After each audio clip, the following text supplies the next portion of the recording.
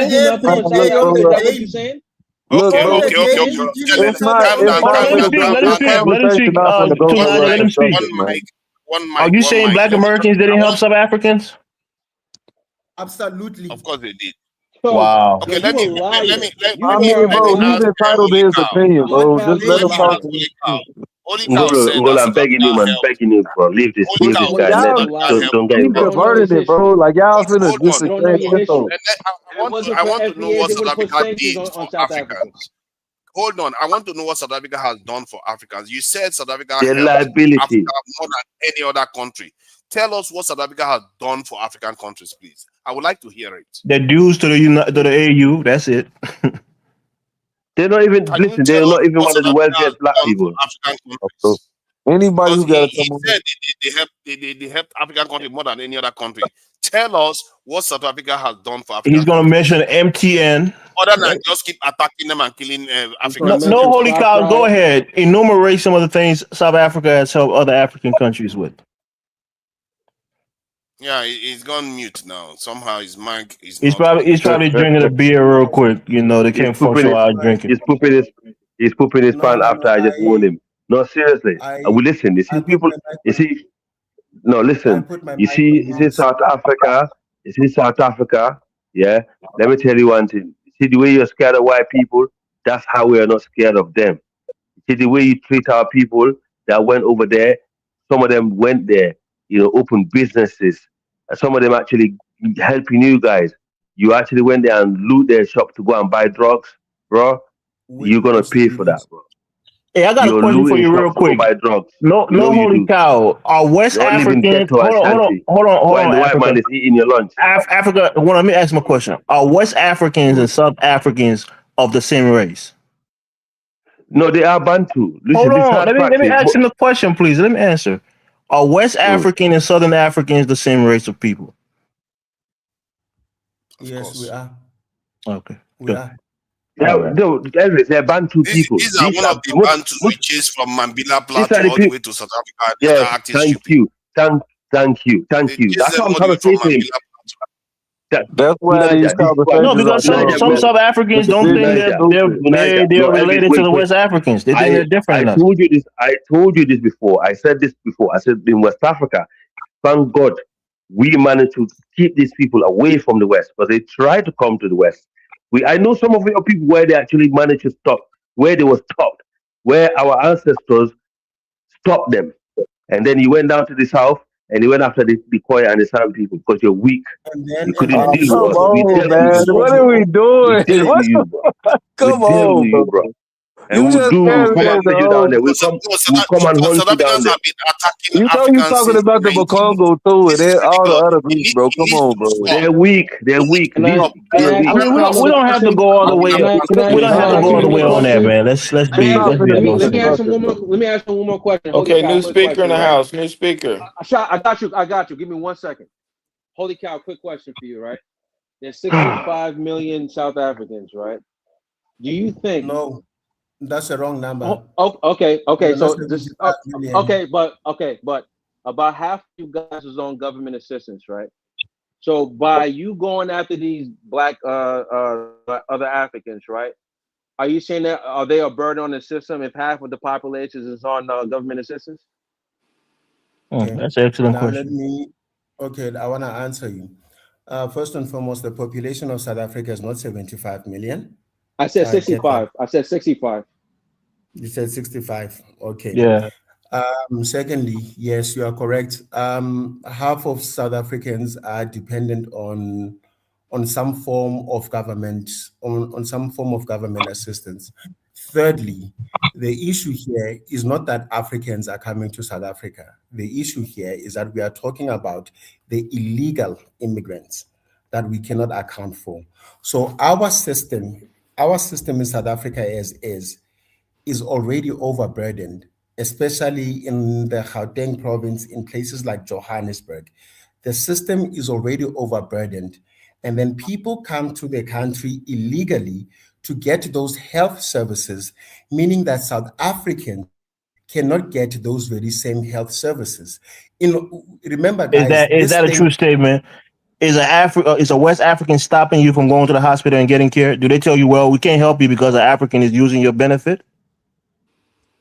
That's exactly what happens, man. Oh my gosh! Stop the lie. Okay, so let me make a statement. First, I want to just say that wait. Somebody said I'm lying. Right. Have No. you come to South Africa and seen this Sir. Plus I sent you a link. Sir, you're Plus, gonna I send talk. you a link. I've heard you talk before. You have a lot to say, good stuff to say, informational stuff to say, bad stuff to say. To me, in my opinion. But I wanted to I first off apologize. start by saying, no, you good. That Larry Elder said that welfare has been more harmful to Black Americans than chattel slavery. Do you hear that? This is the stuff that Larry Elder said, and I'm so glad that Dinah said that he's not a conservative. He's a moderate. He's not on the Larry Elder's degree or Clarence Thomas degree. So that's just one of the egregious things that came out of Larry Elder's mouth. I didn't even know this guy, but I heard him speaking, and he's ridiculous. But anyway, back to the subject matter.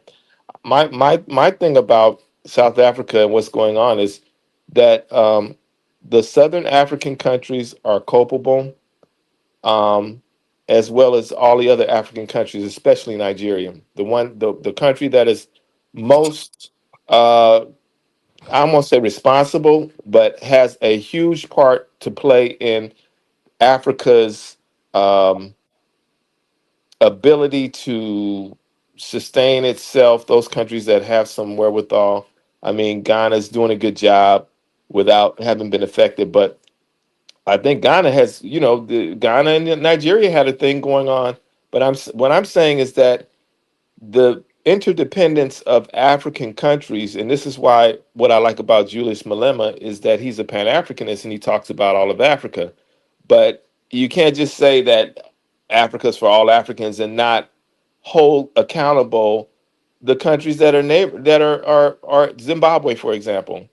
That's one in which South Africa failed in terms of supporting and helping Zimbabwe. What would have happened? They would have had to sacrifice as well. But now look at what's happening. You've got, low going to high. They all rush over to South Africa because it's more stable, and they bring the country down. And then everybody's talking about don't mistreat Africans, when in fact it's a matter of not just leadership, but also it's a matter of what's happening globally. The sanctions put on Zimbabwe, that made a lot of the people leave and go to South Africa. And the other neighboring countries didn't chime in, didn't support them, didn't do anything. That should have been a time when South Africans start kicking white folks out of South Africa, when Zimbabwe started doing that. And then they would have put sanctions on South Africa. But guess what? You're really dependent on each other. And that's where all those other countries should have came in and said, we're on our own. We've got to come together. We're on our own. And that's not what's happening. And so what John Henry Clark talks about is there has to be a generation of folks who that we create a generation that is willing to sacrifice. This is the sacrificing generation for the good of African people down the line. And we haven't created that generation. And he also, in this latest little thing, I saw him speaking back in the 90s, talking about, he was scolding the people because the information that they left for the people to follow, to look at, read, and follow, they're not reading it. They're not following it. We missed our time, and when in Nkrumah, when we had a chance to come together and make one Africa, we missed our time. And he said we were fighting over stupid things. The reason why Africa didn't unite under the Casablanca group, or whichever one it was over stupid things, like inconsequential things, really. And so that's a lesson for us to learn. Anyway, I'll land right there. The Morovia group and the Casablanca group. Those are the two groups, Shah. Right, Yeah, but whichever one it was. But the point is that was our time, and now now we're looking at South Africa, blaming them for mistreatment of other Africans. Yet and still, everything is interconnected, and nobody's mentioning that. Well, we shouldn't blame them for mistreating other Africans, Shah. Is that what you're That's saying? not what I mean. They should not be mistreating other Africans, but we should be looking at them with a more balanced judgment in terms of saying they are being overburdened, and why? Mainly Zimbabwe, probably, and Nigeria. Maybe those are the two Nigerians, biggest. do you know that Nigerians make up Yeah, I want to get some maybe Sure. numbers. How many about Nigerians Sure. are in South I Africa? Well, we know did Zimbabwe. earlier. UK Sir, you has wasn't about here. No, 5 times more guys. immigrants than on, South guys. Hold Africa. Sir, on. Sunaja, UK one has sec, 5 times more immigrants. one mic, Hold on, one let mic. me just talk. I Let did, me I talk. did Let had me it. No, hang finish. on. I did had it balance. I did I had a was balanced approach talking towards the first. conversation You in the finished this beginning submission, of the topic. and I've Okay, not had any submission. Let me just submit. Sunaja, I you don't didn't have to even be submit. childish. Okay, go on, speak. Let me finish speaking. See, what you are speaking about is a totally unrelated issue. South Africa has been attacking African migrants since the 90s. Can you believe that? Repeatedly, they've been doing this. This is highly unusual. And they've been getting away with it because Africans were thinking, okay, it's all right. But they are killing people repeatedly. And so sooner or later, any bad behavior, you have to call it out on either side. Let's say a Nigerian goes to South Africa and sells drugs. You have to condemn that and find a way to solve that problem. Either work with the South African authorities to ensure that those Nigerians don't make it into South Africa. The same thing with if South Africans do something wrong, if they start attacking African citizens, they need to also be condemned. We can't keep excusing people's bad behavior. Bad behavior needs to be condemned. If you are raising So you're children, saying they you have a don't say culture of xenophobia. They have a culture yes. of that's their culture, because if they're They've doing had it it for a long time. without it there being a justified reason, because back in the 90s the economy was doing a lot better than it is now. Exactly. So then that means that you're saying you're indicting them for having a culture of vitriol and attacking xenophobia. black No, look, I don't believe attacking that. black African. They have the culture of no, doing that. I This don't believe Sunaja, was that. started in the 90s. Sunaja. So that should tell you something. Okay, How can you have you not? finished? How can you not say there's a pattern to it if they keep doing it repeated? There's no other country you see that happening on the brother, continent. Maybe even brother not in the Shah. No, world. okay, I don't look, believe it. This is the only Sunaja, country. Hold on, Sunaja, let's I be got you honest. 1 second. One I've got. second. No, I got you 1 second. no, 1 second. Brother, I got you.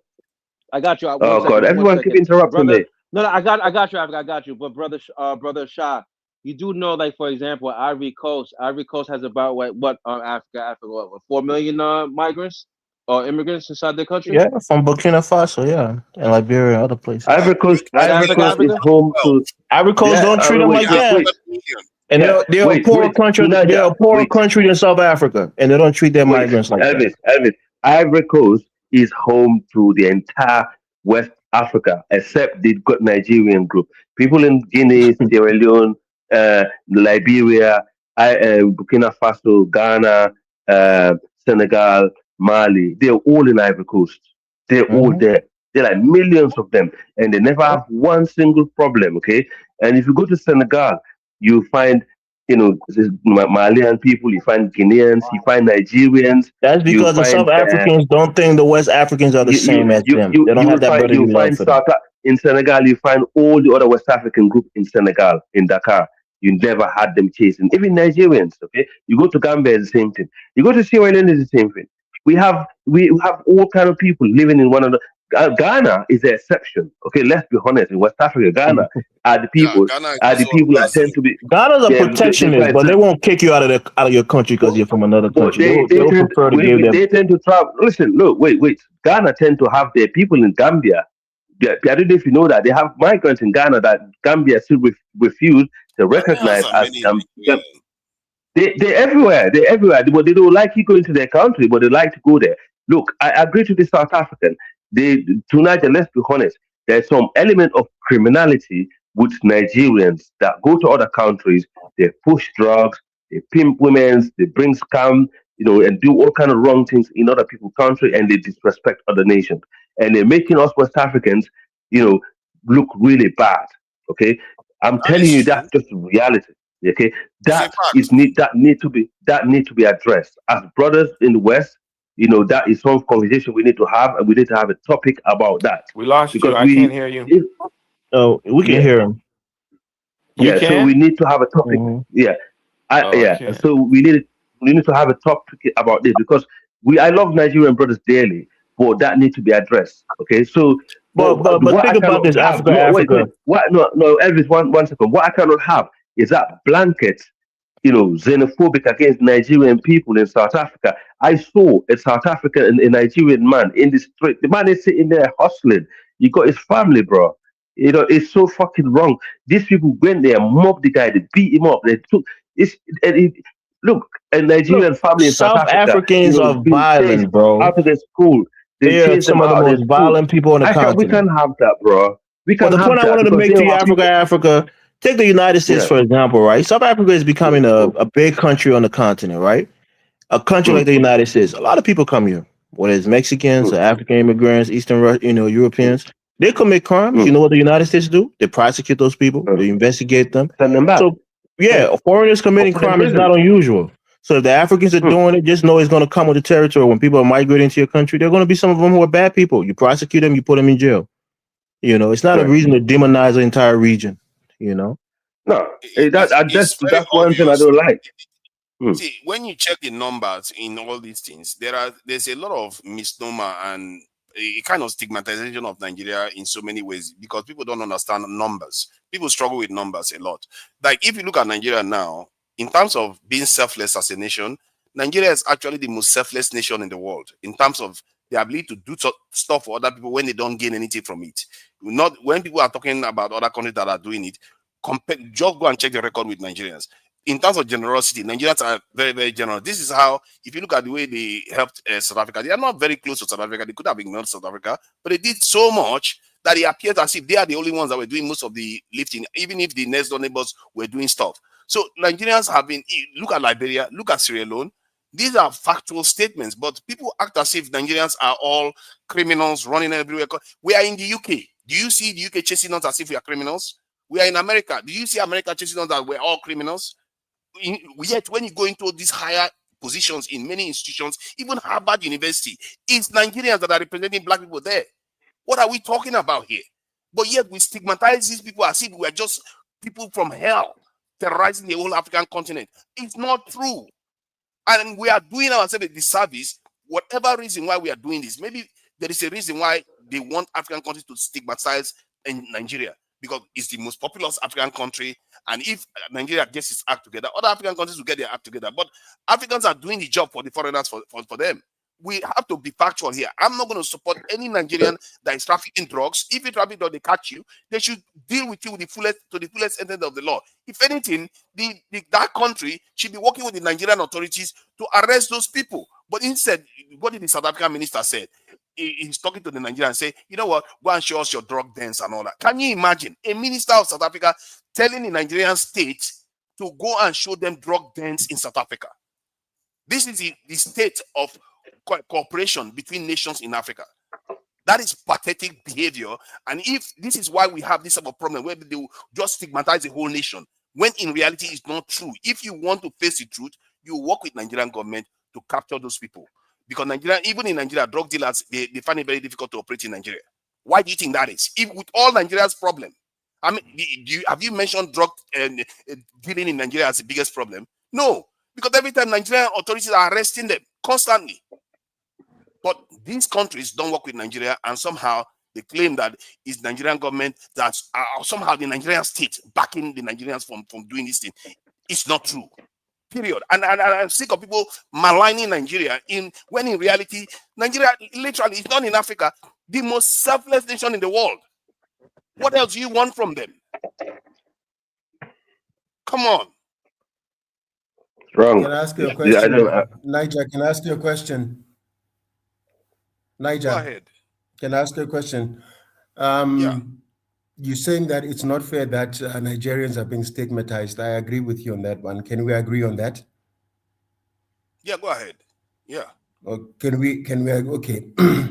But can we also but now can we also agree that some of the Nigerian brothers are not doing Nigeria justice? Because you can talk about not being kicked out of UK, you can talk about not kicked out of the USA, but many countries around the world have got a problem with Nigerians, and it's usually because they are dealing in drugs. Can we condemn Nigerians that are doing that in the name of Nigeria? Yes, 100%. That's true. Yeah, 100%. 100%. We all are hate them. Yes. They're not making us. They're not making it too. We don't want them in Nigeria too. That's why the Nigerian authorities. You're right. Yeah, I agree with you. Even Mozambique, and Zambia, they were chasing Nigerians before South Africa. I saw the documentary. You know, they got banned. They got banned in Dubai and I think Thailand or something like that too. Oh yeah, all of this. You know, let me tell you one. That's one thing I need to tell you guys also, right? I was speaking to a guy from Libya. I asked him, I said, why are you treating, our African migrants? Most of these North African countries, they used to be really, if you speak to the early, travelers who left the continent through the Maghreb to Africa, to Europe, they would tell you these people were very welcoming at once.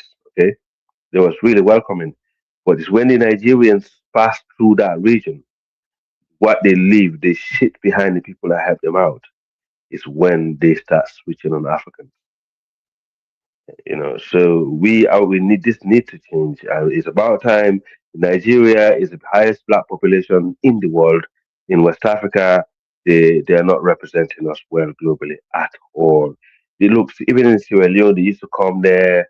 They do certain things, and the government have to stop to it, because we do have some people in Sierra Leone who carry Nigerian last name, and they get their family members to come, and they use our passports to give our passport a bad reputation. But luckily, Yeah, they do the we're same thing in smart. We're Kenya not. and Uganda too. Yeah, yeah. And that needs to stop, because everywhere you go, I don't know why, but maybe in America they think Hold on. Nigerians are like this. You Wait, are one beginning to second, one parrot the second. same nonsense again. You are beginning to parrot the same nonsense again. In You see, you reality, see, you see. because they Mm. have numbers, that is why it's not because other nations are not doing it. Because if Sierra Leonean come to Nigeria and do something like that, they are not going to make a blip on the radar compared to the Nigerian population. When Nigerians Tonight, do you it, you see, hear about them. this is the No, problem. because This is the no, no, no, no, hold no. on. I'm doing it. I can give you an example of what I'm talking about. Like in South Africa now, if they look at the South African prisoner population, the foreigners among the South African prisoner population is around 8%. Amongst them, Nigeria makes up a minuscule percentage of that population. And yet, when they talk about foreign prisoners in South Africa, they will make it sound as if it's only Nigerians that are there. Because compared to non-Southern African prisoners, Nigerians make up a bulk of the other African population, and which is they are relatively underrepresented when you look at the actual population of Nigeria in South African prison. But yet somehow we have a reputation like I we are the look. majority of illegal migrants and the drug pushers in South Africa. That is not true, South Africans have No, their own but drug pushers. We globally are, you are. Globally you are. You can't deny what that. do you mean Even globally we yesterday, are? someone was gonna We don't manufacture glo- in, drugs. You don't need to know that. Nigeria doesn't to manufacture drugs. Niger, What to do you mean Niger, to globally we Niger. are? This We are no, traffickers. wait. 16%. Yeah, that's what I'm trying to say. What I'm trying to say, you traffic 16%. it, you move around with it, and you get the women involved in it, and they make it look bad. And the way it's done is really inhumane. And other people look at it, they think, God, how can these people even do that to another human for the sake of money? We all want money. I know you're very driven people when it comes to money. You can't take You that mean from Nigeria. other nationals don't do it? Are you trying to They say South do, but Africans not in don't the do drugs? scale. You say, no, no, Nobody's no. not It's no Niger, Tsunade, They are not nobody's going not to bring saying the that. scale to because Niger, to Nigeria is Niger, big. to You Niger, don't understand. to I keep telling you Niger, that. to Hold Niger on. stuff. Africa, You hold know what? on. I'm going to get figures. I'm going Hold, to get figures to show you what I'm talking Tsunade, about. hold You don't on. understand. Hold on, Tsunade, let me tell you a story, right? In Burkina Faso, right? They have their crime down there, right? But there was a situation in which this guy from Nigeria went to Burkina Faso, right? He went and he babysat a child, right? For a minute. The mother went and walked out. You know what the Nigerian guy did to the child?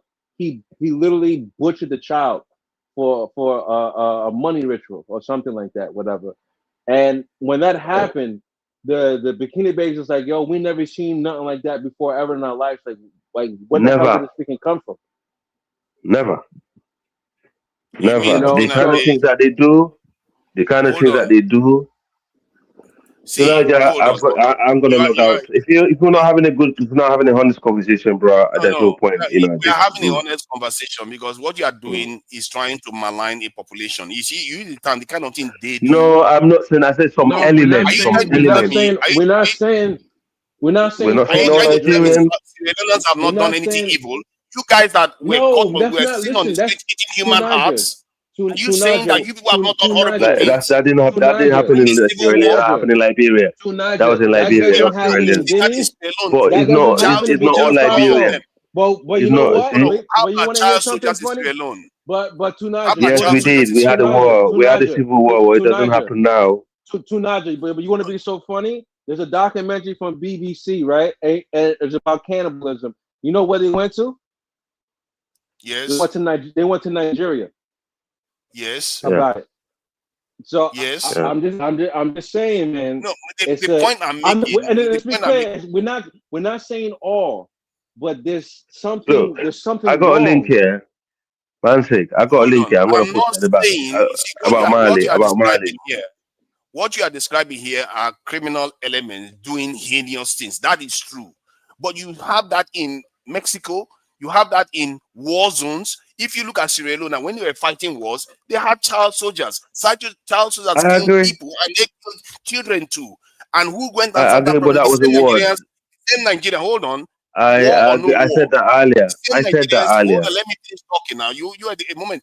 The same Nigerians that went and helped solve that problem. So why are we acting as if Nigerians are just evil? We are doing some of the most evil things on the face of the earth. Other people do evil things too. Why is it that just because we have the number and we do evil things, it means that Nigerians are the most evil? But I it's a don't think pattern. It's a everybody has the pattern. Tonight, same It's a behavior. pattern. I don't see tonight it's I not a can Okay. pattern. respond to you. Okay. Are you going to say because we Tonight, are the most represented in Harvard University that the other There's a Africans are pattern of the behavior. hold on. It's a If pattern. I say because Nigerians are representing Africans in this Harvard University that the other Africans are stupid, would you accept that? Would you accept that the Tonight, other let's Africans are look. too dumb If to be you're in Harvard collecting University? data, if we're collecting data on crime, put the population aside, you will see exactly what we're talking about. But let's not dwell. Um, Let's move on from that now. no. If Let's you move on. Let's move hold on. on. Let's move on. No, do that, please. Collect data. You We'll, short we'll, what you we'll collect the data. collect Yeah, we'll data collect on the crime. data. You short what you feel. I'll bring that up when it And comes to this is drug why I trafficking. actually like this. No, you are saying drug. Yeah. You see what you are doing now. That's what white people do. They will say African Niger. American criminals Hold on, because they holy cow, deal got a on question. gun crime. They commit gun crime. That is the only crime going on in society. You No, want but to say because of I'm drugs, that is what Nigeria. That makes Nigeria the most criminal country. You see what you yeah, But but there's doing? That is not what. I'm not saying Tunaja, can I no ask you a question? Tunaja, outside can I ask you a the question? country. Can you You are Outside. explain to picking me? your crime. You are picking the crime. Tunaja, can you explain to me? And I think was it the UAE or Dubai? I'm not too sure. Why did they ban the Nigerians from coming over there to the Middle East, specifically Nigerians? Because they are partly racist. That's number one. Because Nigerians are in Mm. UK too. Nobody But banned Nigerians. So but secondly, Tuna, Nigerians are having a fight. They are not, to be fair, part of it is because they felt that Nigerians are having fights on the street. They are bringing their university fraternity wars into their country. And there is another one that occurred because the Nigerians are undercutting the local traders. Because when they buy, Tonight, look at the Nigerians sell comment section. cheaper. but Tunisia, but why is it that they specifically got targeted? No other African country got targeted, but Nigerians. Actually, they targeted other African countries too. These guys Not don't only really. target Nigeria; they target the African countries too. What are you talking Which about? ones? They also target African countries. I don't understand why people just keep saying it's only Nigeria that are targeted. Okay, let's say it's only Nigeria that are targeted. Let's just assume that was the case. So what does that mean? It means that we are uniquely evil. Does that mean that we are No. criminal the same You're not. Listen. Nah, Some I'm of the not saying nicest that. people I met. So listen, some of the nicest people I I met have are an answer for Nigerians. Tunisia. What I have an some of answer for Tunisia. the worst people I also come across and heard of are from Nigeria. But that doesn't mean it's only Nigeria commit crimes. I agree with you. I'm not Right, going to sit I there and agree say with that you all on that too. Nigerians are bad. All Nigerians are like that. No, definitely not. A lot of decent Nigerians, a lot of good Nigerians, and also a lot of Nigerians who are doing stuff globally. They're competing globally. And a lot of Nigerians who are in South Africa, working in their hospitals, saving South Africans' life. A lot of Nigerian nurses in South Africa, a lot of Nigerians in South Africa they have legit businesses, employing South Africans, probably more than those Indians that they and Pakistani that they ignore it. But there is also an element of certain behaviors, certain things that they're doing. Not only one country, not two, not three, not four, not one country, not two countries, not three. Everywhere it's been the same since I was young to Niger. This is not new. Not the same Let's thing. not say You are repeating the same since I was term. a young You said child. everywhere they Listen, go, they do the same listen. thing. No, That but is no, they not got this true. since I was young. Listen to me, to Niger. Since I was a young child, we was warned not to trust Nigerian people. We was maybe this is this is wrong by people in my Maybe that is region, conditioning. but it was Maybe that's conditioning. yes, maybe we were conditioned Ensure to you be like that. we I swear out eventually move tonight, back the country in that direction. I swear on my life, I'm not joking tonight. Since we was I young, we know was that is true. conditioned not, yeah, Evidence are not to trust ignorant. Nigerians They don't follow at past. all. No, Is it it's not not about Guinea ignorant. Bissau? Listen, Is it not no, hold on. Is it not no. Guinea Bissau that is described as a narco state?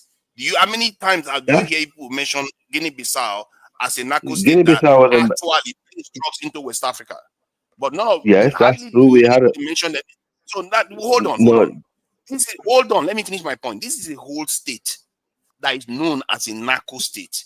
But how many times do you hear people talking about them? The reason why they don't talk about them because they have not Loads of lighted on times, hard. loads of times, loads of times, No, they don't, loads of times. actually they don't talk about them. You don't hear people chasing them from every country.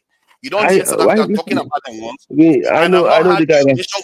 Hold on, I've not had you mention Guinea-Bissau. Even if you use drug trafficking as your parameter for crime, nations committing crime, I've not had you mention Guinea-Bissau once. Even if Guinea-Bissau is known as a narco state. You see what I mean? When I okay. tell you that the I have, numbers, Nigerians have I don't know, population. and I said that in the past. Africa, But anyway, Africa. I think Holy look, Cow had a one question. second. Okay, go ahead. Yeah, 1 second. Since I was young, as a child, we were told not to go near Nigerians, not to trust them. This is like years when I was young. Okay, and it's ingrained in our head. That's not just in Sierra Leone. That goes to Guinea. Whoever That said goes to that they other. are idiots, Yeah, they are the biggest idiots of all time. I The don't know why, nation, but the it's nation always has gonna be like that. sacrificed so much Always for gonna. everyone else. No, but You that's see before this the war. war. That's before the war. This is That's why I before tell the my war. fellow Nigerians. I tell my Because fellow and Nigerians, Ghanaians, honestly, stop and also Ghana, helping and also people. wait, and also Stop people from helping Ghana. people 1 second, because because Nigeria has Ghana sacrificed people. so much for other people. All they get is No, insults constantly. Enough is don't speak enough. like we hate Nigeria. Nigeria, we don't Because hate no, Nigeria. you Don't speak do. like that. Don't speak like that. You guys like No, to admire Nigeria no, Oh constantly. Tunaja, God. I'm fed up of it. Why See? should I want Nigeria to be even bother clear, with people at all? Tunaja, respectfully, I want to be clear. I don't hate Nigerians. I don't at all. Asshole. But like Africa's saying, there's a small segment of the population that just does horrendous stuff, and it's like everywhere they go, they just cause problems. And it pains It's me to not. watch And tonight. then, It pains me. but also We are too, in America. We Tunaja, are but not the also biggest too, problem in America. Tunaja, listen, Why do I you didn't say finish yet. everywhere we But go? That's what I Tunaja, don't hold like. on, That's the kind of statement I don't like. It's careless Tunaja, hold on, statements. Tunaja, you didn't let me finish. Tonight, And I said chill, also, bro. hold on. I said also too, in that same page too, you got other ones that's doing successfully well, who are doctors, who are nurses, engineers and stuff too, working technology. They doing well, but I just feel like that more people's focus on the negative than the positive. And the positive, yes, Yeah. yes. Which is sad, and it pains me to watch. Honestly, I never get that off my image, my brain. When I saw this Nigerian guy in South Africa, the way he was treated and his family, his business was closed. The guy was crying. He's been living there all his life. His wife is South African. Got all his documents, and then even the school where the child is going, this school was targeted. That I never cut that off my head because Nigerians are our West African brothers. We are heavily related to Nigerian people in the far west. Right. We always close to these people. Regardless, we have some issue within Fulani, Hausa, Muslim, Christian, blah blah blah. That's our internal family wrangling. But when it comes to outsiders targeting my people, trust me, bro, I will stand up for my people to the end because I know West African people, we have stood up against outsiders. We always will stand up against outsiders. That's what made us very unique geographical region in West Africa. We are the most sovereign black Africans. And there's a reason why that is. It's because of our ancestors. Africa. Okay, Holy Cow had I a don't question. think so. You Holy capping tonight. Cow had a question. Will not Tunaja. agree with that. Yes. But Holy Cow, you had a question for Tunaja, right? Go ahead. Yeah, I did. Tonight, remember, I said you and I need to agree that it's not fair that Nigeria is getting the stigma. We agreed on that. Do you recall? Yes. Okay, but now we also need to be honest. Nigerians, you guys have a specific problem that in 90% of the countries where you migrate to, there's a certain population that is there that is causing all of this havoc, and it is creating the backlash that is against Nigerians. You as Nigerians, I'm South African. I'm dealing with my own South African issues. I don't know everything that is going on in Nigeria between the Igbos and the other tribe and the whatnot and the internal challenges that are there. I'm just going to say to you, since you amongst Africans, I think you guys travel the world the most. You as Nigerians, you need to fix whatever that problem is. Denying it and making it seem as if every time that when people are raising it, they are attacking Nigerians. We are not attacking Nigerians. My man, I was warned to stay away from Nigerians by a Nigerian street hawker. It's a guy that was selling potatoes on the streets. He warned me to stay away from other Nigerians when he saw me being too buddy-buddy with other Nigerians at university. That tells me that within Nigeria, there's a problem. These talented, brilliant people, doctors, by the way, it's only 1.4% of Nigerian doctors in South Africa out of 48,000. These talented people cannot be that Nigerians are only known for dealing in drugs. Nigeria needs to take care of that problem, if we are being honest. Actually, Nigerians are known for dealing in drugs in Africa. If you look at the rest of the world, Nigerians, okay, if you look at Europe and America, that is not necessarily the case. Maybe if you go to Indonesia and maybe Bangladesh, all those areas, you could hear about Nigerians. And you tend to find that where Nigerians operate are almost third world nations versus third world nations. That's where Nigerians tend to operate. So when you look at America, Nigerians don't come onto the radar when it comes to drugs. In Europe, they barely are on the radar. Tonight, respectfully, brother, you are just shifting the goalpost right now. Are you I'm the not. Giants of Africa? I'm not. Am I defending Nigeria? I don't care about Giant of Africa nonsense. What I'm saying is that drug dealing is not supported by Nigerians, and we don't support all those people that are dealing drugs. And if we can deal with them, we will deal with them. In Nigeria, it's harder for them. They can't do all those things that they are doing. See, Nigerians are very ambitious people. They seek ways to make money. So these drug dealers, when they make these drugs, they bring it to West Africa and they give it to Nigerians to distribute. Nigerians control the distribution network. That is what they do. They don't grow the drugs themselves. They use Nigerians basically as mules. That is what is going on. So this is why I don't like we are blowing it out of proportion. We are blowing the whether they control the drug network or not. Let me tell you this. Let me tell you it's not even. It's not just drugs. It's like let me deal with this. Is also a South African problem. So let me explain something why this is also a South African problem. Do you know that during the apartheid regime, the South African regime actually had a program of putting drugs into the black neighborhoods? And these institutions that they were using to do it in the black neighborhoods, after the South African regime collapsed, they became privatized. And one of the ways they became privatized and being able to still do the same thing was allow Nigerians or give them the opportunity to start doing the job for them. This is something that is documented. There is evidence to show that this is what happened. So why is it that sometimes we don't track where this drug is actually coming from? Nigeria doesn't go cocaine or heroin. It does not matter. It does not. But Tunaj, I got a question. Tunaj, I got a question for you. So I'm not saying that. I'm saying that this whole thing is linked. I'm not saying that we should accept drug dealers. No. Tunaj, I got a question. No, there's only it's not only just drug dealing. It's like scamming, pimping, a lot of other drugs, other crimes. Tunaj, I got a question for you, right? If we had to do a census, right, as far as like scammers and stuff, you don't hear people say people from Sierra Leone scam. You don't hear people say South African scammers, Kenyan scammers, Cameroonian scammers, or Beninese scammers. The stigma is always Nigerian scammers. Even if you're from another country, even in America or whatever, when they refer to Africans doing scam, you know what they say? They say, "Oh, that's a Nigerian scam."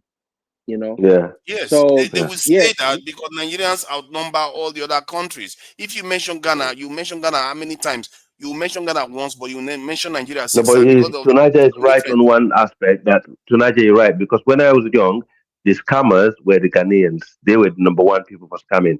The drug dealers were Nigerians. But the Ghanaians taught Nigerians how to scam. You know, to make those fake documents or like pretend promise people they're gonna do this, they're gonna do that, and they take their money, or they pretend to go on a business. partner, and then by the time you realize it, the truth is they that always all fake. these including Yeah, Sierra Leone, they yeah. do it too. If Sierra Leoneans were not corrupt, hold on. If Sierra Leoneans were not corrupt and they were not committing crime, Sierra Leone would be a glistening capital today. All Look, these countries that we are talking about, we they had a all are war. We also had a war. corrupt. They are all also Okay. criminals in those You countries. can try and mix us in that. No, it's a Saying it's fact. fine, but everybody knows it's different. You did say you're going to get data. If you get data, let's share it, because there is a reason why those countries are not doing spectacularly well. It's not because they are upholding the law. They too break the law. It's just that Nigeria is the majority country in West Africa. If you put the entire West African population together, Nigeria is majority. That is It how doesn't big matter. The Nigeria majority is. having a big population. If the population No, are sophisticated enough, it doesn't make a matters difference. because But all I'm trying to say is, if you go into Nigeria now, you say Igbo man committed a crime, you will hardly hear the Yoruba one or you hardly hear Hausa one. So it is going to be Igbo. and also that in no, but we listen. This internal tribal wrangling also is going to be a witness as a nation. You said that yourself in the past, because when people are outside, they see you going rambling online about tribalism. They're not gonna like it. Whether the other tribe is wrong, the other tribe is wrong, because you don't stick to for one another. The Igbo man will not stick for the Yoruba. The Yoruba man will stick to the outside. But you are different. No, hold on. You're one of the. No, one second. I was speaking. I was speaking. You and Ola, you're quite unique in terms of being nationalistic as Nigerian. Okay, you're very nationalistic. I admire you for that. And Ola is the same thing. If you speak shit about Nigeria or about his people, he will come to the truth and he will defend them, regardless of the ethnic group. I noticed that if someone speak rubbish about Fulani or Hausa or Igbo or Yoruba, you defend them. I always notice you for that. But majority of your people in that country, why they do you always spew tribalism. Fulani as if Fulani is a major group in Africa, in Nigeria? Stop But going on. See, no, it's I made a different well, point, and now you okay. See, now I'm just point no, I was listen. making was that No, the point I was making listen was before that you start. if you go into Listen before you Nigeria and speak. you I mention said Igbo, you any will not hear tribe. Listen to Hausa, me. you will not I hear the said others. to you. I said it don't matter whether if they're 1% or less than 1%. I said if someone basically spew nonsense about any form of group or ethnic group in your country, you tend to defend them. Okay, you speak out for your country because you're patriotic. Why not? Okay, I'm not talking about exactly. I'm not saying because of my If tribe or the somebody says percentage something before you go wrong, and if rambling. somebody But says something wrong about yeah. Sierra Leone, I will But call it out too, because majority you of have to call out Nigerians. people that are doing the Let me wrong thing finish. and God, this telling guy. lies about other nations. You have been Majority of talking for how many minutes? Nigerians. When are you going to stop? Are you all You right? say, let me Majority of finish. Yes, Nigerians. I'm very, very Majority of all right. Nigerians. Yeah, majority of Nigerians, they spew nonsense on the internet. That's why they lost respect globally. He's not the first person. No, holy cow! He's not the first person that said this. Yeah, you are losing credibility globally based on your things that you're spreading online. You're highly tribalistic. You got religious Now problems. You got you bigotry. see now, Yeah, tribalism is now he hunting has you come down. out No, but with this thing. no, He but has come out with is it? now. One sec. Am I making it? Now let me no Holy cow! let Is me this true tell or you. not? See, America is Yeah, about to reap Someone prove me it's wrong. it's true. I mean, that's what I was saying. It's like a small. all the things you said. No, hold on. Tunaja, Let me respond. He said a lot, and I didn't have a chance to respond. all So right. the Oh only my point I God, made this was guy. that You know what? Okay, I'm gonna now log he's off. I'm done. I'm done with you, man. log off, If you're gonna be defend, log off. Me Come Fulani on. supremacists, log off. So now let me finish what I Oh was no, saying. come on. Let's not You see, go there, Fulani man. supremacists. Let's not pretend. See, you let's see, see the you point I see. made. Let me finish the point that I was making. I made a point that if, say, Igbo people in Nigeria were committing crimes, you will never hear Nigeria. This is Hausa. You will never hear other people, because the Igbo people are the ones that are numbered within Nigeria that are committing that crime. The West Africans will only be hearing about Igbos. But because it's Nigeria, and Nigeria is most populated in West Africa, compared to Ghana, compared to Sierra Leone, whenever a crime is committed by Nigerians, you will get 5 Nigerians before you get 1 Sierra Leonean, even if it's proportionally the same. You will get 5 Nigerians before Well, you get these 1 crimes Ghanaian, are even if it's these proportionally the crimes. same. This oh God, this guy. Don't you understand? You're If sifting you the but goalposts. do you know the shifting that you are doing? You are being disingenuous, not recognizing that data. Because if one Sierra Leonean commits a crime and the same percentage of Nigerians commit a crime, it's going to be 6 times more, 7 times more. That, in other words, that crime now will be magnified that Nigerians commit that crime. They will not recognize it. But Tunaja, but why is it that everyone from every country are saying the same thing? So it's not because just that you're too tribalistic. But Tunaja, listen, Tunaja, it's not just because of the same information I just gave you. But Tunaja, it's not like listen, like for example, right? If Ghanaians went and committed crime like in Asia and stuff, whatever, it will be documented. Hey, okay, these Ghanaians are a problem. You know, people from South Africa, Sierra Leoneans and Cameroonians, Benin and stuff, whatever. But it's just like, even like when they come with their passport and stuff to whatever. I see a situation when I was in Qatar, because this guy was from Nigeria. They held this guy up for hours in Qatar just because his passport said he was from Nigeria. You know, Tonight just sit on the platform. Tonight just sit on the platform. He will sit on the platform for 12. Listen, I will if I will. Man, I will tag this guy one time. I'll bring. No, wait. I will tag him one time and show you exactly what kind of what he will sit on the platform and talk about tribes, about religion, about this. These people, listen to me. These people in general, their mind. Did I deny that? Exactly. I don't know why you're So and so what I'm trying to say, what if you don't fix your internal? No, we don't. No, hell no.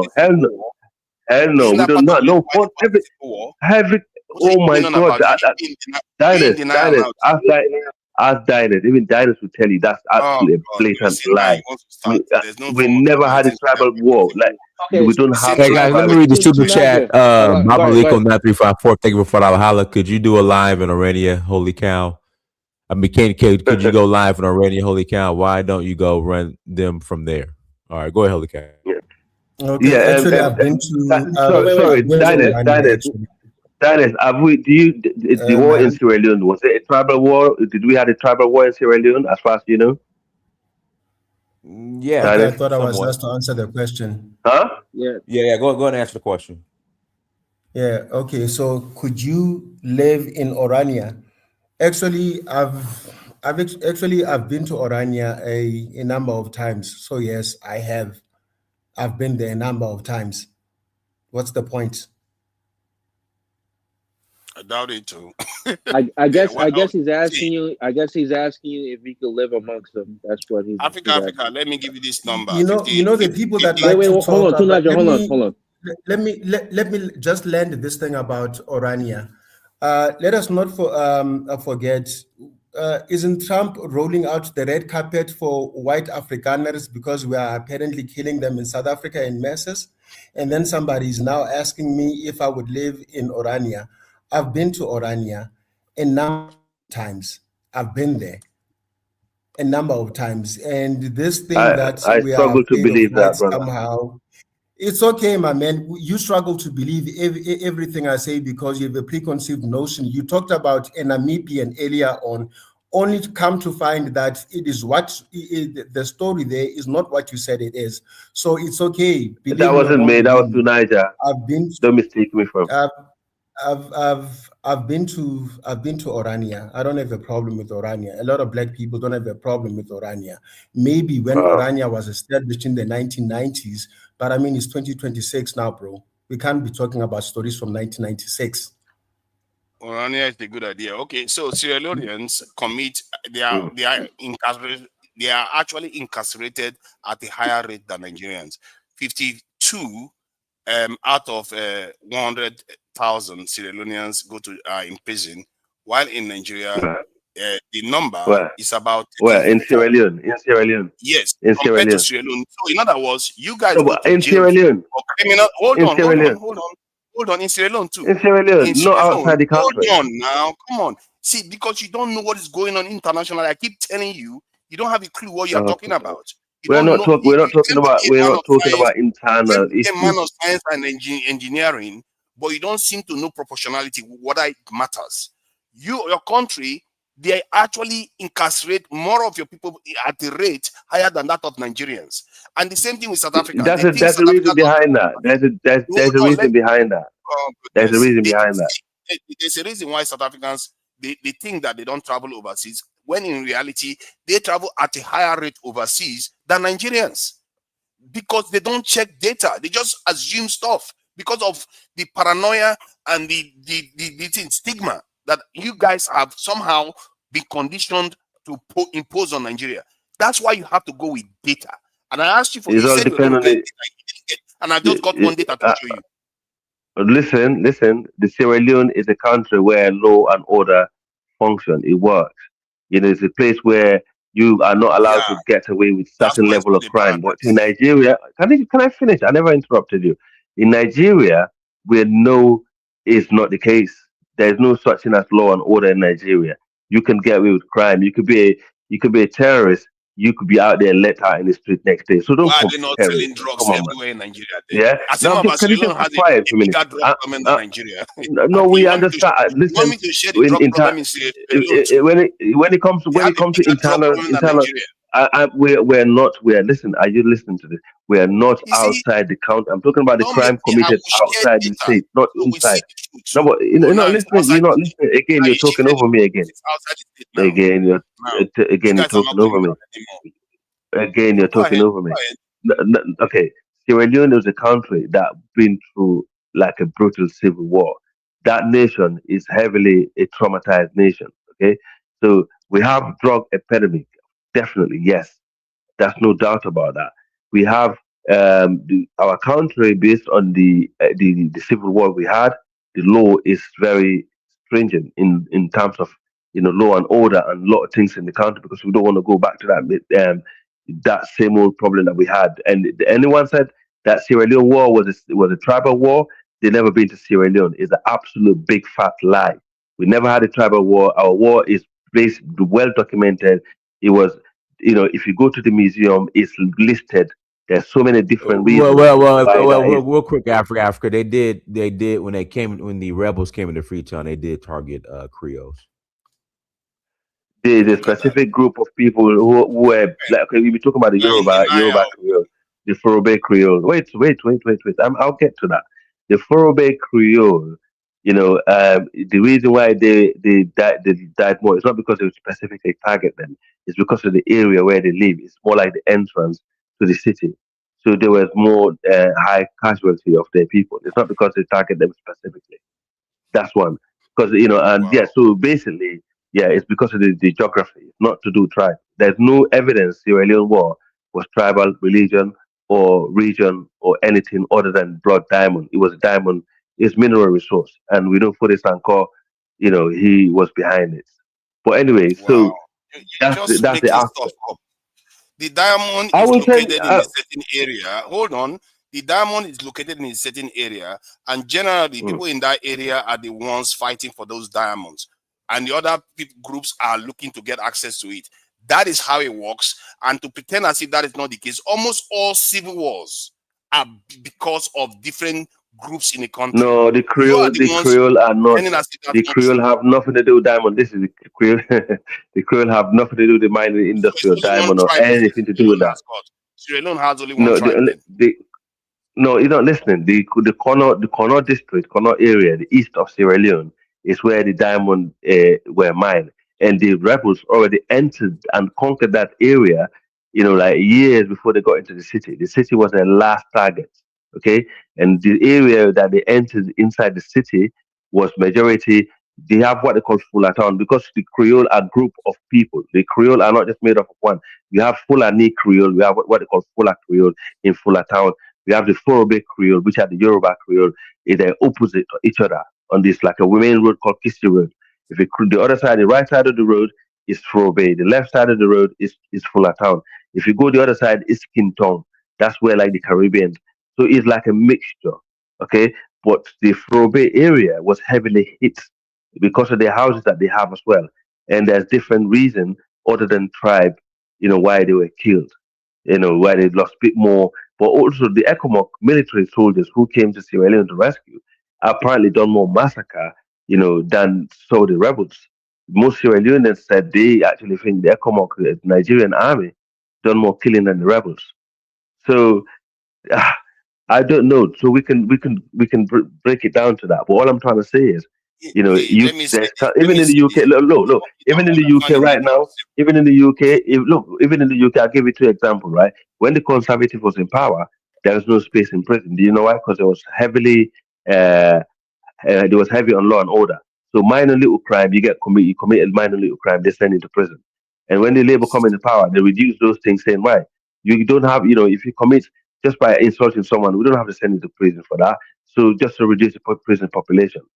So it all depends to how the country, laws function and I how think they enforce the you law. see what you are Okay. saying now. I will believe you, but the problem Mhm. I have with people like you and people that talk about other countries, like the way you speak about Nigerians, you don't qualify Mm. your statement and you make prejudicial statements because of your own I prejudice, and didn't. you pretend as if I you're not didn't. doing it. I didn't. But you see, Everybody.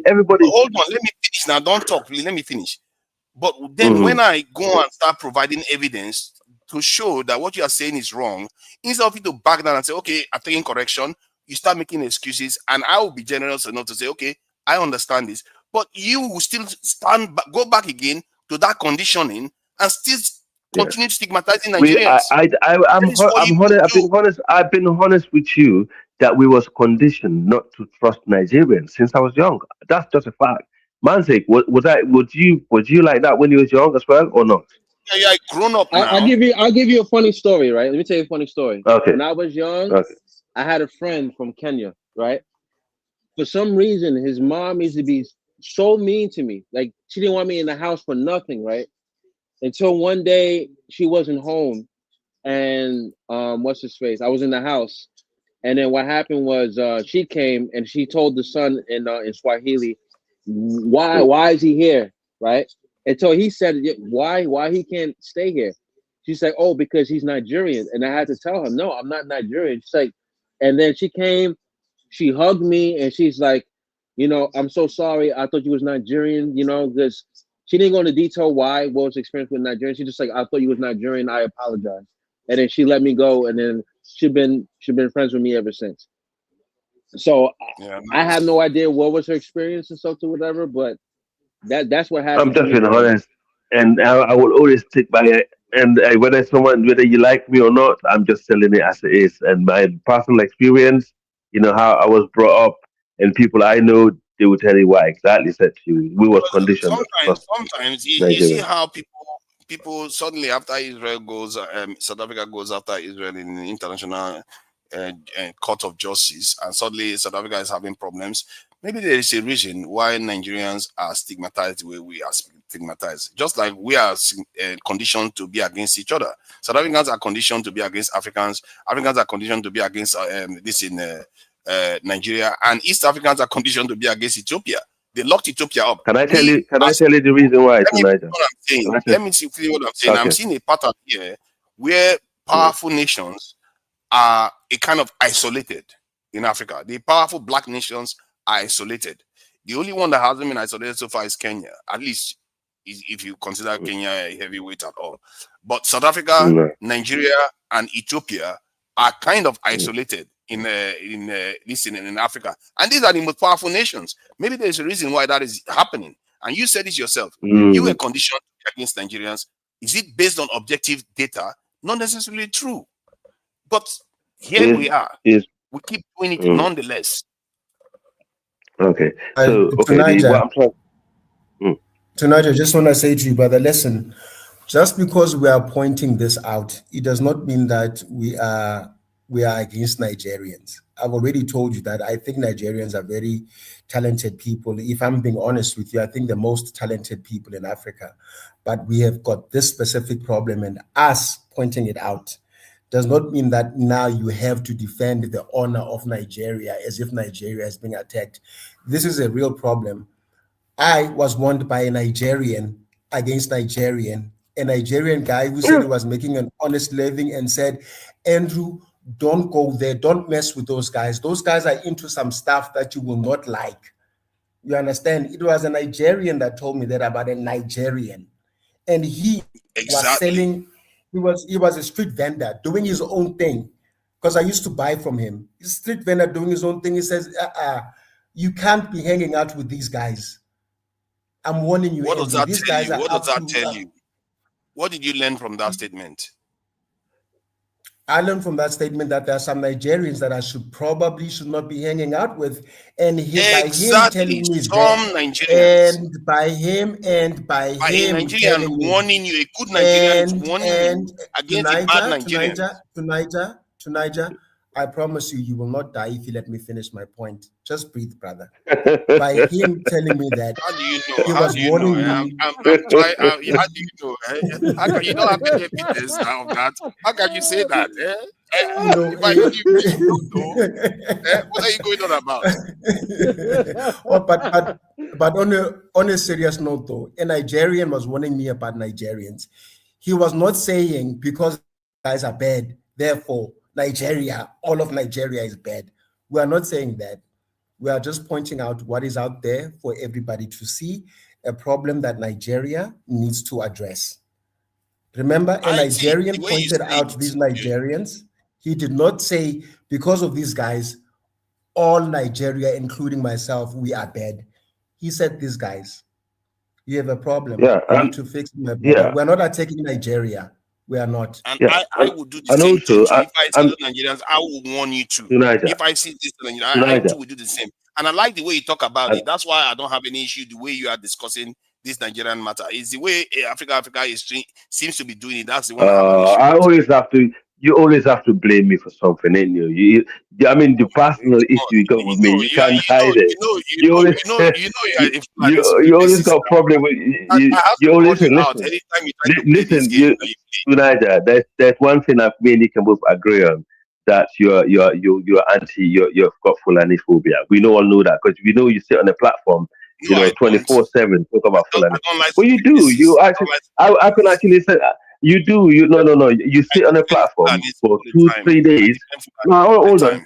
You sit on a platform for 2-3 days, talk about my tribe and talk like you actually sit on a platform where you get like super chat. Talk about how the Fulani, with no evidence, with no evidence. No, when you sit on a platform, I'm just saying you sit on a platform. That's why I'm looking. When I look at you, I'm so glad that guy called Masker is there. The Hausa guy. He is from the north. I defend Fulanis and Northerners all the No, time. but he's there to he's there. He's a northerner. He's pointing. No. Let's not talk. Let's not twist the conversation because you're trying to do it. You'll be trying so hard, didn't you, to change the topic? But all I'm trying to say is we so many times. No, listen. I'm not far. Listen, I'm never shy from it. I come here and I criticize my people for the wrongdoing, and I'll defend them when people trying to spread the narrative that doesn't suit us. That's the fact. But the reality is, when someone is doing the same thing about other ethnic group, they want to be silenced and they want to silence you. And when you now you see how it's like when someone is generalizing, like what that Nigerian Fulani. Now they talk about Nigeria.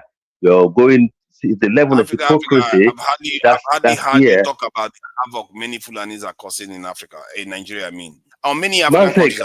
Mansik can hear. Mansik have I've heard me. hardly heard you once talk Okay, about wait. But every time you Yeah, keep talking about Mansik had Nigerians me. all the time. Diners Yeah, I had hear me so you. many times.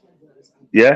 So everybody, What? so many people can hear me. I always say I don't give a shit about these people. If they get involved in that shit, they get wiped out. Even in the AES, that's none of my business. We have no business with them. But you finish, you're very selective in what you want to hear. But that's fine. Let's not change this conversation. What I'm trying to say is, He's a proud Nigerian man. He's a proud Nigerian man, and he loves yeah, his he's country. proud. I His will love his defend Nigerian country. Fulanis and everybody because it's not fair on He's a proud Nigeria. Because Nigerian man. how can you, Yeah. in good conscience, watch a nation that is one of the most selfless in the world be maligned continuously and you keep quiet? And I say to my fellow No, it's Nigerians, not why do right. you? It's not right. It's not right. I agree with that, and I think that more Nigerians should be coming out defending Nigeria like the way you're doing it. Because until you do that, listen, if you do not love yourself as a nation, nobody is gonna love you. If you don't respect yourself, the problem that you have, yeah, the problem that you have in Nigeria, you're not keeping your problem in house. Now, for example, the only way you find out about Sierra Leone issue, we have so many problems in Sierra Leone. I'm gonna be real with you. We probably have loads of problems than loads of other countries. But do you know why? I'm not going to come online and slag my country down and slag my leader down all the time. I'm more into solution. I try to connect and try to, I go to Sierra Leone panels all the time, and I preach unity. If I hear someone trying to say, oh, the Yoruba or the Creole, the foreigners or the Fulanese or the Mende or the Temne, I'm going to go in there straight away and cut them off. I don't even want that coming out because our problem should be intact. We always been like that. And even when it comes to religion, that's what I'm glad. I don't buy it, but Nigerians need to start keeping their problem inside. South Africans got their own problem within their own group, but you never hear them come online and slag each other out. If like now it's a Yoruba man as a president, you're gonna hear all the other tribes, saying, "Oh, Yorubas are wicked," this and that. Or when Buhari was the president, or Fulanis are wicked. When Igbo man is the president, oh, Igbo people are wicked. All these things need to stop. It's like we Yeah, don't want to hear it. If you can fix it, I agree yeah. with you on If you that can, one. On that one, yeah, I yeah. can't If disagree. you can, yeah, yeah. Thank you, Tunaja. I'm so glad that you do because me and you can get on from now on. If you cannot Look at fix that. that problem It's not there, going to last. yeah, no. It just takes But one it's of those your true. Fulani statements for me to get back on your back. So, No, so I no, think no, but it's true. see, Yeah. let's put it this way. South Africa for a Mm. generation has in their name, and this episode is not over, and it's going to reach the African Union, and it might actually result in some serious action against South Africa. For the life of me, I don't know how South Africa fell into this trap after you just went to Israel. This is the international court to take Israel to court. You didn't prepare, and suddenly your country is found in this position that now Israel they responded the other day saying, you see, the country that took us to court, look at them, what are they doing to the people? Now other people are running away from their country because they are persecuting them. And this, Exactly, exactly. I don't know how they walked into this one. A minister of No, state comes out to tell Nigerians, I'm gonna push back. this problem is going to see. You guys don't know, and no matter what you say, you will never really know the impact of what you people are doing now. For 2 or so generations, South Africa's name has been tarnished. It's gone because this is not the No, first time. no. You've been doing it for But can you, decades, and Africans Tunaja, are can you fed up. imagine? Yeah. Can you imagine if South Africa, the white South Africans, decide to turn on black South Africans tomorrow, and they get help from the outsiders? How You, would the black you South can't Africans imagine it because manage they're to? running away. They've tried Huh? already and they ran away. Remember, the white South Africans that Mm. Donald Trump is busy importing in America right now. This is not the first time they bring up this issue of white genocide. They've done it before. They've gone to, I think, to the UN or the ICJ, one of those international bodies. They've been there before and they were laughed out. So white South Africans will never have the power that they had in So, apartheid South Africa. And secondly, the other thing, my man, the the scales of the economy in South Africa are changing drastically from what they were pre 1994 to where they are right now in 2026. South Africa has challenges. South Africa has problems like any other country. We are not going to shy away from that. We are not going to hide from that. We've got problems just like any other country in the world that has problems. But compared to where we were pre 1994 to where we are today, my man, you guys keep saying that blacks are afraid of whites. My neighbors are white. It looks like they're the ones who are afraid of me because if somebody tries that racist nonsense in my presence, wherever it is, I stop it right then and there. If somebody tries tribalist nonsense where because you are Zulu, therefore you should not be in this province, we attack it as South Africans where it is. Now, the issue that you guys need to understand, when we began with this March and March, the media, the government, and all of these NPOs were against what the South Africans were saying. You can look right now for yourself on YouTube, listen to each and every time Jacinta has been interviewed. We've reiterated one thing. We do not have a problem with Africans being in South Africa. What we have a problem with is illegal immigrants That is what we are having a problem with, and they are Ernest, causing a burden in Hello the, wants, and sorry, they my are brother. causing Hello want a to come burden in. in Can the you let system. Hello in, please, Ernest? Yeah.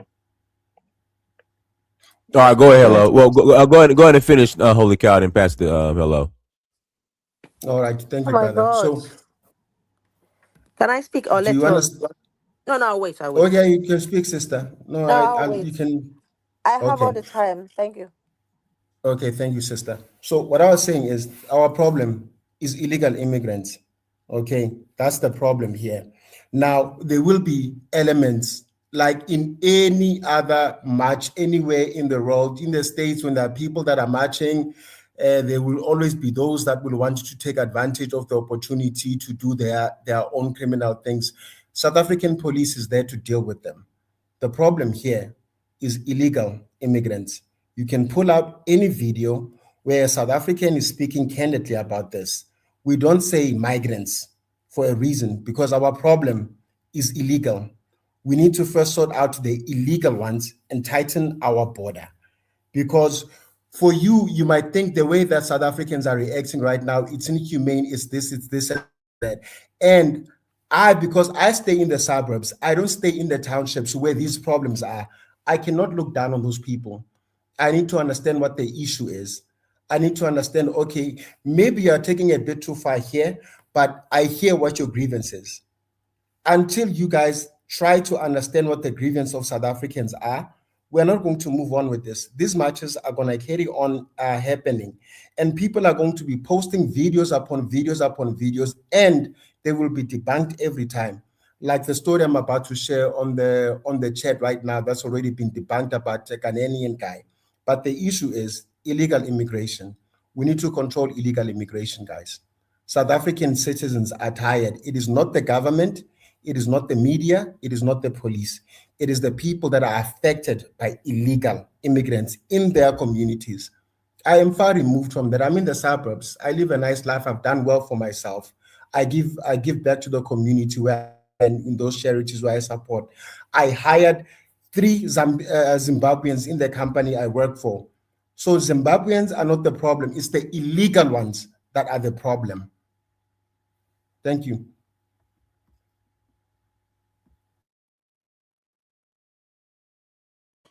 I think it's hello. I think it's Yellowstone. Hello, you there? Yeah, go Yeah, ahead, I'm here. hello. Hello, Yeah. Dynast. I thought you banned me. I've been waiting behind. Nobody banned you. Hello, Are you nobody banned sure? you. I was saying, I no, I'm pause. Let me coming read. back. Let me read this super chat. Emma's squad gave me thank you for the holla. He said, can you live there and not work or visit? Go ahead, hello. The floor is yours. All right. I've been listening in the background off and on. Um, my brother, Africa. Sometimes I've said most things you say, 90% I agree. Yeah, but Okay. 1% of the things you say about Nigeria robs me. Mm. But I don't come online to kind of defend Nigeria, or because I do Okay. believe that Nigeria has to get better. Coming to defend Nigeria in front of you is not going to actually Mm. make Nigeria better, because for people to understand my beautiful country, you need to be there and actually Mm. mingle with the locals. I do Okay. understand the way the world is fashioned, and I know about the Kissinger report, and I know that um, there can be external forces that Yeah. are divisive, that raises divisions amongst people, divide and conquer. And Mm-hmm. I also know we have sellouts among ourselves in Nigeria. Yeah. So Yeah. I am not coming online to prove to anyone the worth of my country, because my country is the most beautiful country in the world, but it has problems like every other Right. countries. And I will never come online to talk down on any other country. I've never done Mm. that. If you Mm. see Nigerians online, they are talking about the shit that are going on in Nigeria. Nigerians are, maybe I would say every African is unique. The problems South Africans are facing and the way they go about it is unique to them. Kudos to them. I'm not against them chasing away illegals, but I'm going to ask millions or hundreds of years ago, was Nigeria where it is now? I would say everyone is an illegal, but I do understand that I do not support crime. I can't stand crime. I cannot. Because when there is no law and order, there is no socks. The country is not going to move forward. It's wrong Yeah. for anyone to go to any country and commit any crime. Even in the UK here, when I'm on the street, I see people spitting and throwing beans around. I'm like, why are you doing that? Even an English person did that in front of me. I'm like, you're English, and he said yes. I said, you complain about foreigners coming to destroy your country, but you are helping to destroy your own house. I am a foreigner, and what you have done is despicable. Can you pick that rubbish up, please? And he's used the F word on me, and I'm like, wow. Mm. So we have good people in every countries. When people come online to talk about other countries in even a fraction of despicable manner without even understanding the fabric of that country or what they're going through, I think is highly disrespectful. I Mm-hmm. cannot use a brush paint to brush the whole Fulanese, but we know what's happening in Nigeria, yeah. And in Mm-hmm. my and we know about IPOP and all those things. I am proud Igbo, yeah, and I do not Mm-hmm. support everything they do, but I cannot take it anyone talking down on about my origin publicly, like as if they know me. You're speaking about Igbos, and I'm one of them, and I am not a criminal, and I have represented my origin everywhere I've been. I've Did I worked with mention my head. Igbo? Did I speak about You, Igbo you today? my brother, not today, but you're learning. Maybe you're learning from me Hmm? somehow. You're learning from I me. didn't. Because say Yeah, I go but yeah, go strangle you now. And if I strangle you if you talk about my tribe anyhow. Now. I go find you for London, yeah, strangle you. yeah. So the thing is, I You would suffer me want up. You Africa suffer to me up move. a little bit still. Yeah, now, It's but good. we should work together. I have never Yes. been to South Africa, and it's Mm. never going to be my destination. Not because it's a bad country, because um I have never thought about it. So I don't understand why people will be disgracing you, making fun of you, beating you, and asking you to leave. I know that those people that have left for a reason, that maybe where they are, they're not making ends meet for some reason. Yeah, but if people say, leave my country, and it's not like is Europe, I'm gonna leave. I would leave. I will not be there. I've never been to any other African country, believe you me. And I don't even know if I will. I have always lived in my country, Nigeria, and then up until I came to the UK for personal reasons. You understand? And I work here. I've never collected any benefit, and I don't cheat the system, because I do believe that whatever you do comes back to you one way or other. We have good Nigerians. So I do believe, from what I'm seeing online, initially I thought it was a joke, but the amount of attacks on Nigerians, even people that don't know Nigeria, is like them say, Mama told me, Papa told me. So if you're being brought up in hatred, why can't you make research? And you've said before, you've met some good Nigerians. Zero your mind whenever you meet anyone. It doesn't matter where they come from. If I see someone, I don't care where you come from. I don't care what color you are. If you disrespect me, I will give it back to you million folds. But you respect me, I will lick your boot. That's me. So I don't like it how you people, join in destroying Nigeria, because Nigerians are so passionate about their pain that they come out publicly to say it. That's why they are unique.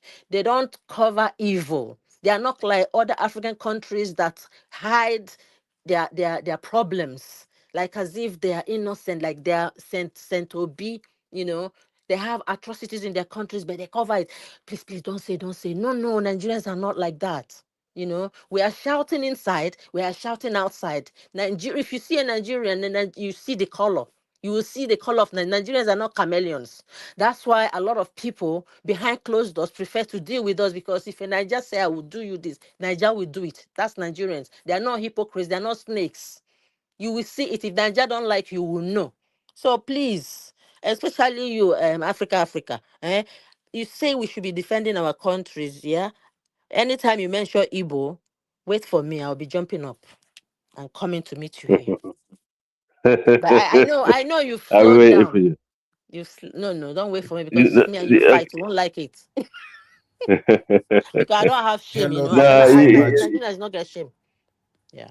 Hello, yeah. so No, thank you so much. I learned a lot by speaking to you, understanding some of the differences between some of the hate group that I hear online that speak a lot of stuff about my people. Because over the years, it's kind of been better now, though. I ain't gonna lie. But over the years, I told you why I came online. It's about Yeah. the hatred towards my ethnic group because there are people that are dedicated. Because listen, I have people in the US and in the UK who are working for the Secret Service, a lot Mm. intelligent, that are dedicated. You're right. There are people who have been paid, to go online to tarnish the To reputation of my destroy ethnic group Nigeria. They want to destroy my and country, but it ain't gonna happen. the Fulani tribe, to be specific. I'm telling you, Yes. I have spoke to I do people. believe I that. I have, do believe that. yes, yes. But the thing is, because of the kind of people who we are and how we are as people, and the kind of connection that we have, and how we're grounded in West Africa, is not possible. That's why, if you notice, you don't get any response from the Fulani people. Part of people like me and Bang that will come online now and again and talk. Majority of Fulani people, they will not say anything. They're more reactive more than speaking, and it's because it's one of the principle of being a Fula.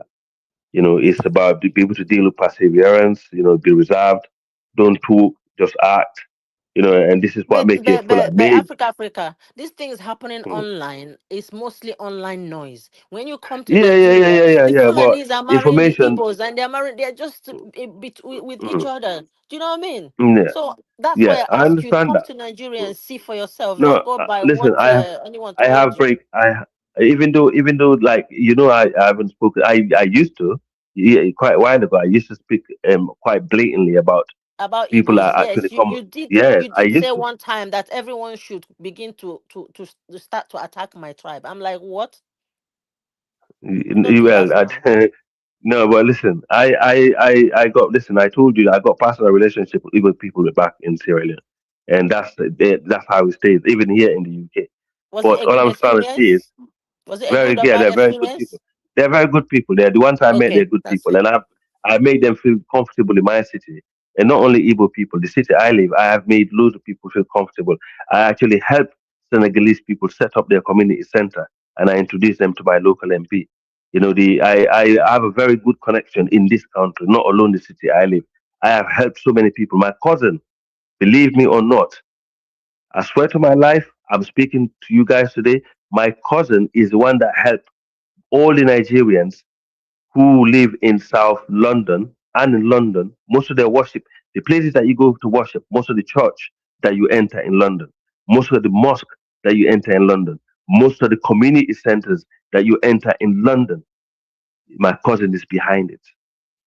My cousin worked, he was a consultant with Harriet Harman in London. Okay, I don't know if you know who Harriet Harman is. Yeah, the Yeah, MP, the yeah, that female MP. politician. Yes, he's a consultant to Ruto in Kenya. He was in Kenya last week.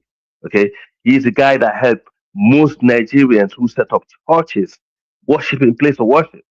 He's a little fuller like me. I don't even He's the support one all that those helped them. churches that are everywhere. They No, but should I'm they just should saying, go back to this churches, you know. sister, I'm just saying, I majority of know, the but people that he I'm not. helped, yeah, majority of those people that he helped are Nigerians and from Ghana and Mm. Sierra Leoneans because they want to go. These people came here back in the days, right? Because he's been Why are here a they long just time. helping them to build churches? Why don't they help them to set up he, businesses? Why churches? he don't lose that. He don't lose that. Okay, he Church, work too in a much of level. churches is He, not gonna yeah, help but Africa.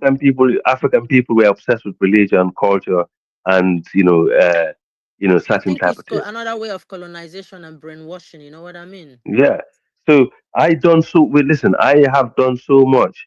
The city I live before you can come around there if you're African, especially if you're Nigerian. This was a strong Jamaican stronghold city. If you open your mouth and you don't speak patois, you're in trouble. You can't even get anywhere. I have saved so many people from lucid slumber in this city. I I have do people set up believe you're a communities. good person, Africa. You have Yeah, but when yeah, you talk, one moment, when you talk and I listen to you, you have balanced way of seeing things. No one is perfect. Sometimes you know, yeah, because yeah. everyone one can be, what's that thing, what's that word, when there's always 1% of someone not being perfect, you know what I mean. So Yeah, we're not perfect. the way you said things, if it was Ban now, I would have not believed, because I I listen to Ban, and I know he's very intelligent, and he has good Mm, points when he wants to make mm, points that move Africa mm. forward. But when he Yeah, goes into his the mindset of tribe, it gets a bit I think with time, when yeah. if we need to visit each other's country, we need to learn more about each other. We have to come together. South Africa Mm, is not perfect. I don't like the way they went about it. They have the right to tell people, you know, they have the right to speak up, but they could have gone through their mm, government, and the government not allow people to go on the street to just become lawless by taking laws into their hands. But I mm-hmm. do not support criminality.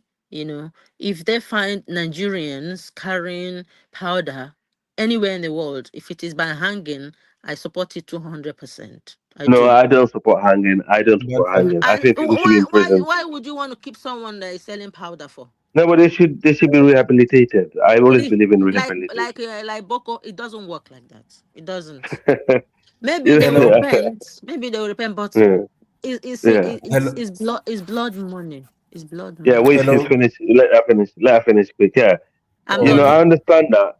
I know you don't support Yeah, I just criminality. I agree with that. Yeah, go on. Are you finished? Hello. yeah. Yes, sir.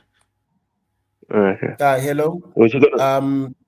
We need to before I address you. By the way, thank you so much. You are actually a breath of fresh air. I love the way that you are balanced in how you are handling all of this.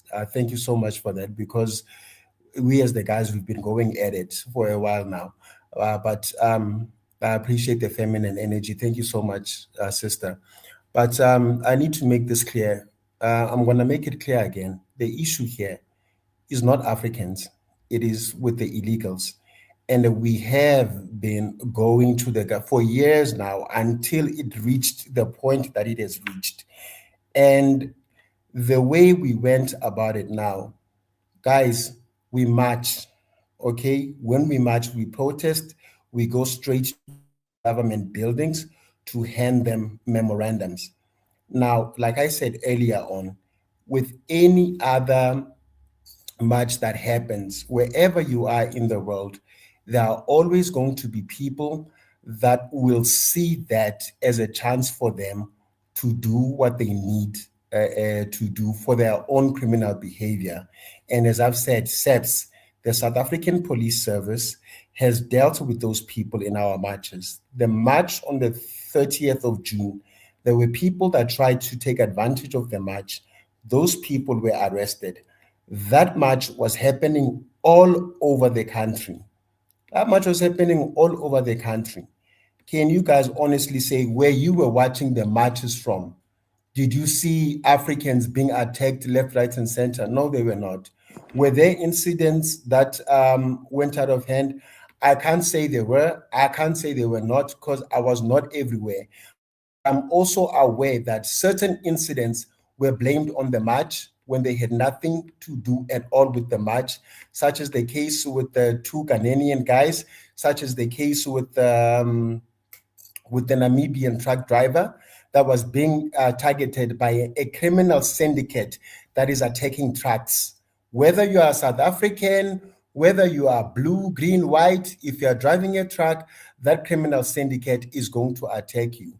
But by far, this has been the best way for South Africans to handle this issue. And every Thursday when we are marching to the government buildings to submit our memorandums, because we need to deal with the illegal immigration crisis that is a burden on our system. We've been doing this for over a decade now with nobody listening to South Africans. And I'm going to be the first one to say this.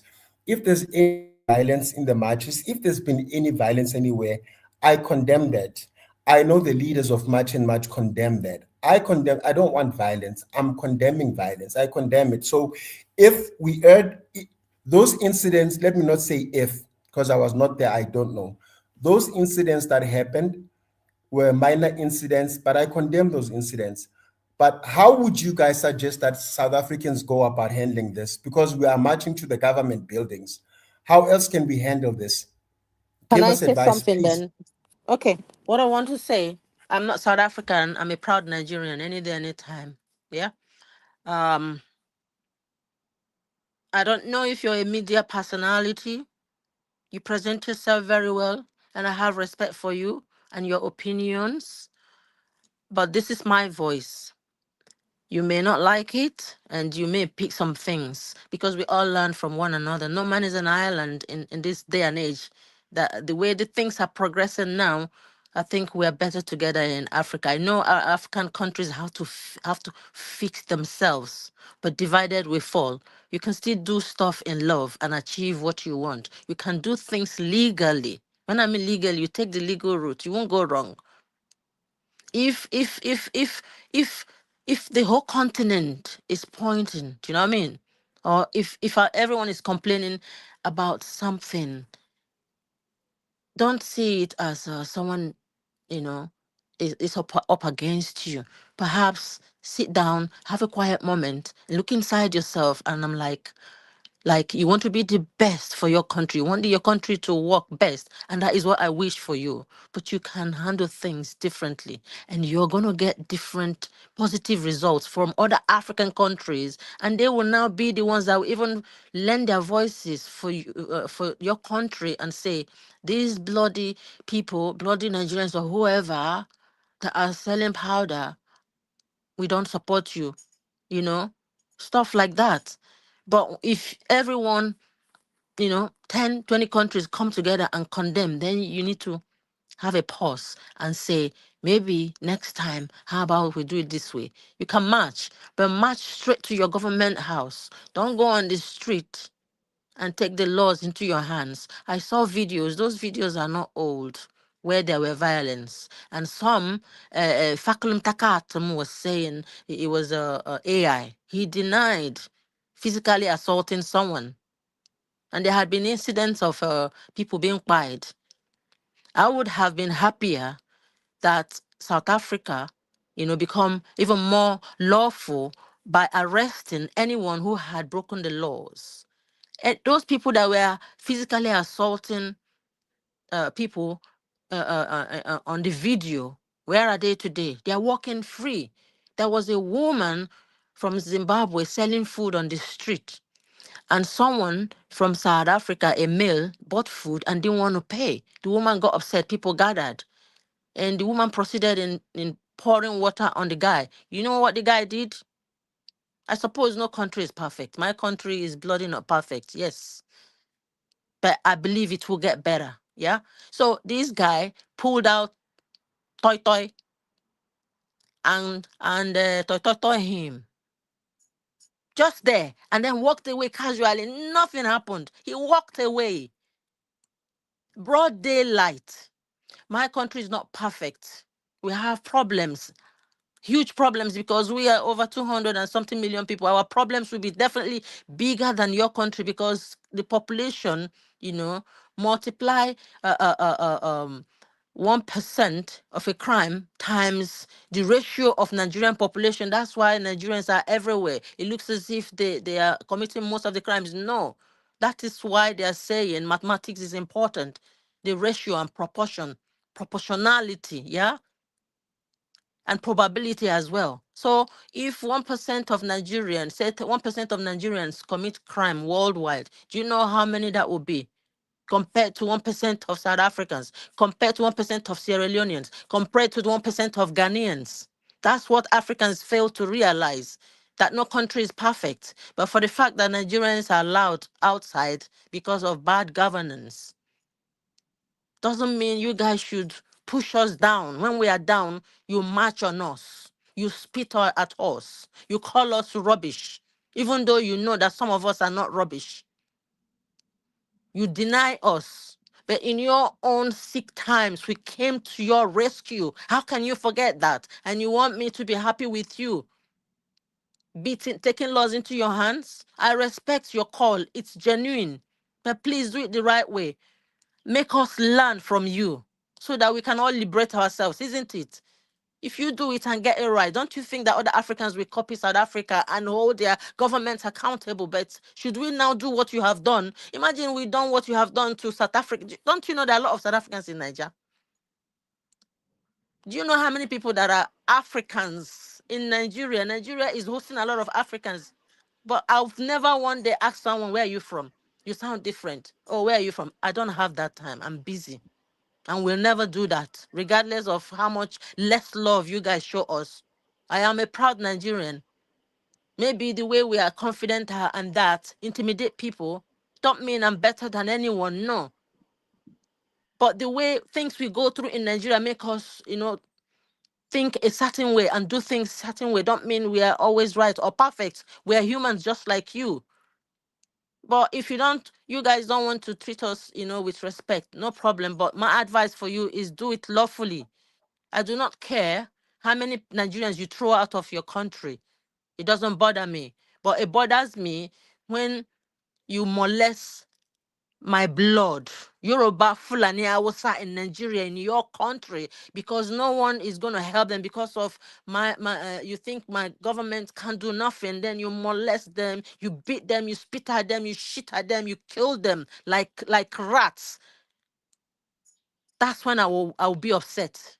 But if you deport them, they are criminals, put them in jail, by them. If they've carried powder, I will clap for you because we don't need such in our society. No one is perfect, but I do believe that poverty is not equals to crime. It's better for you to beg than going into criminality. Because when someone commits crime, it becomes a hobby and then becomes a job. And then it's in the bloodstream. How are you going to cure such a person? That's my idea for you, brother. I wish you all the best. Please, next time, maybe listen to some other Africans that are not even Nigerians. Maybe, how to go Yeah, about it. I am not Focus on Nigerian. your government. Thank you. I wanna add something too. Thank you, sister. Well Uh, said. Well said. can Well I add said. something too, Africa? Yeah, of course, man. Sake. Yeah, come. Okay, yeah. I was just saying that too. Is like to my brother from South Africa. Like there's been certain videos that's kind of disturbing that I've seen. Like Africa was saying that there's one Nigerian guy had like a salon, and he had the legal documents, had been there for some time, did investment, hired South Africans and stuff.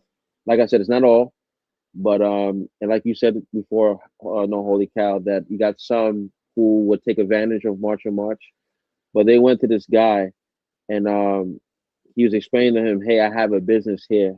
If you want me to leave, I have no problem. I'll leave. I want to make sure if I give my business, I want to give it to the right person and make sure that they hire South Africans, right? Which was a legitimate claim. The response was from that guy was, I don't care, you're not from here. Just go back to your country. We just don't want you with her. We're not paying you for nothing. And then he's like, hey, listen, I'm just saying, I want to make sure. He's like, I don't give a damn. Just leave. Like for the ones that's like you said, I agree with you. They're coming to your country illegally. They need to be dealt with, whatever. I don't know, like if you guys can call Home Affairs. They come to if you feel like hey, they're illegal in the country. Instead of the people taking it into their own hands, let those people come and go to those businesses and verify the documents instead of having people verify the documents. Because sometimes when I'm seeing, hey, guys, we got to close out. But we'll come back on tomorrow. Everyone, thank you so much for joining. Like, share, subscribe. To next time, family. Thank you. Search for Huru. Peace. Bye. All right. Bye-bye.